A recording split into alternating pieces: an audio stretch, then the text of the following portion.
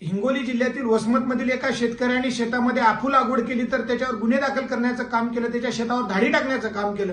परंतु सरकारनं या शेतकऱ्यावर ही वेळ का आणली याचं चिंतन केलं पाहिजे. का तर सोयाबीनला भाव नाही, कापसाला भाव नाही. सोयाबीन उत्पादक शेतकरी, कापूस उत्पादक शेतकरी आत्महत्याच्या उंबरठ्यावर आहे, नव्हे तर तो आत्महत्या करत आहे.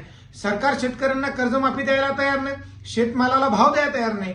एक तर सरकारनं शेतकऱ्यांना मालाला भाव द्यायचा तर अमेरिकेसोबत करार करून इथला शेतकरी उद्ध्वस्त केला, त्याची माती करण्याचं काम केलं.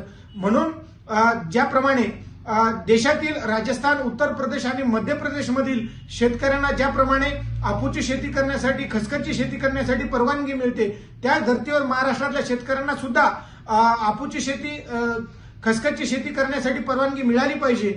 म्हणून या हिंगोली जिल्ह्यातील वसमत तालुक्यातील शेतकऱ्यावर जे काही गुन्हे दाखल झाले त्याला कायदेशीर शेतकरी संघटना मदत करायला तयार आहे, त्यांच्या पाठीमागे भक्कमपणे उभे राहायला तयार आहे. का तर ही वेळ सरकारने जी या शेतकऱ्यावर आणलेली आहे असा आरोप आमचा या सरकारवर आहे.